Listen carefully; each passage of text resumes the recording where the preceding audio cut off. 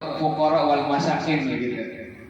Jadi intinya apa? Halal bihalal ternyata adalah acara yang diadakan di Indonesia. Khususnya para ulama-ulama kita mengadakan acara ini. Halal bihalal sendiri itu bahasa Arab, tapi yang orang Arab sendiri nggak tahu artinya. Sebagaimana nggak ada di negara-negara Arab, saya khususnya di Mesir itu nggak ada. Tapi inti daripada halal bihalal ceritanya begini. Jadi saya pernah punya kawan anak mahasiswa baru di Al Azhar, baru datang biasa foto-foto ya di depan Masjid Azhar, terus jalan-jalan kemana. Akhirnya dia jalan ke samping Masjid Azhar, itu ada pasar. Namanya anak baru kan pengen coba belanja-belanja, ada pasar tradisional, pengen beli buah. Tapi karena dia anak baru kan nggak tahu bahasa Arabnya.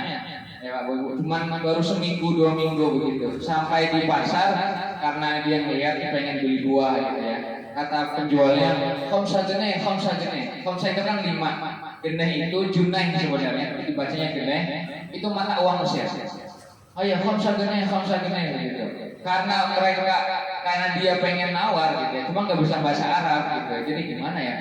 Yaudah dia ingat kalau lagi sholat 4 rakaat dia pengen nawar 4 geneh gitu ya. Arba'ah rakaat gitu ya.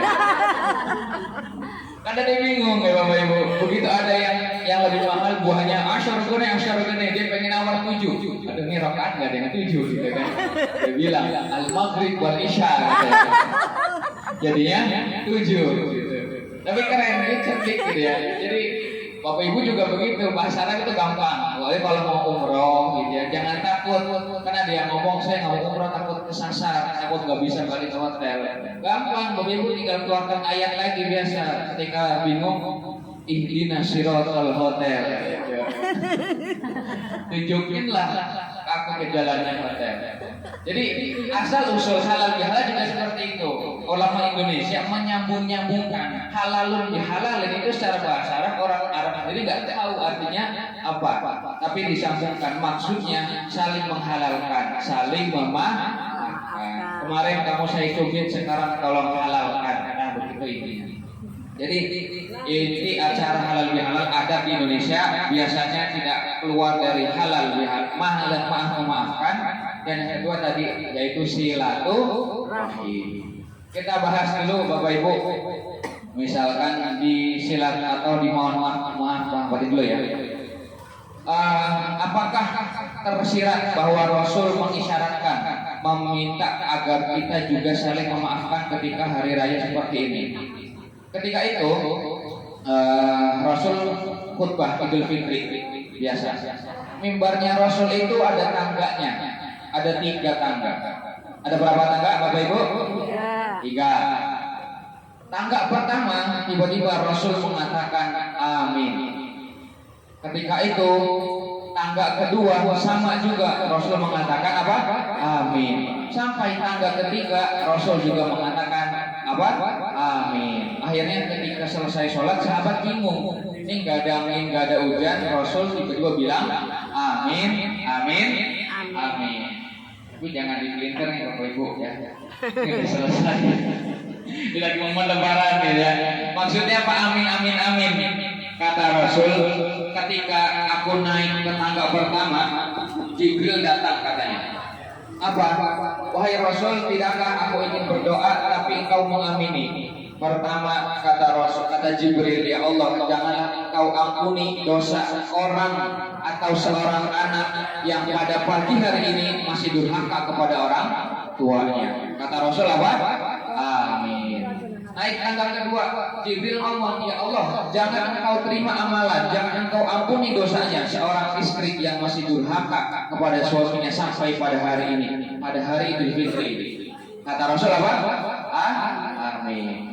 Tangga ketiga sama, Jibril berdoa lagi, jangan engkau ampuni ya Allah orang muslim yang masih berseteru, masih musuhan, masih tidak bisa nyambung silaturahim sampai pada hari ini. Kata Rasul apa? Amin. Logikanya yang doa Sayyidul Malaikah, malaikat Jibril. Yang aminin Sayyidul Anbiya, yaitu Rasulullah Shallallahu Alaihi Wasallam. Kira-kira doanya dikabul nggak Bapak Ibu? Kabul. Kabul. Itu akhirnya ulama Indonesia melihat hadis ini, yuk kita bikin adat seperti itu. Kan kalau di Indonesia pulang sholat id biasanya ngantri salim sama orang tua. Kalau udah meninggal biasanya disiarahi. Kemudian kepada sesama istri dan suami. Dan akhirnya yang terakhir kepada sesama muslim. Kalau silaturahim satu-satu kan repot. Akhirnya bikinlah acara bareng-bareng namanya halal bihalal. Intinya saling memaafkan. Pertanyaan kedua, apakah Rasul sendiri pernah meminta maaf? Kira-kira pernah nggak, Pak? Pertanyaannya balik deh. Rasul pernah punya salah nggak? Nggak punya. Nggak punya. Bapak, kalau kita punya salah, kalau kita banyak ya, banyak banget. Tapi kalau Rasul secara keyakinan kita tidak pernah memiliki salah atau dosa. Tapi apa lihat? Rasul meninggal hari Senin, 5 hari sebelum beliau meninggal, pada hari Rabu.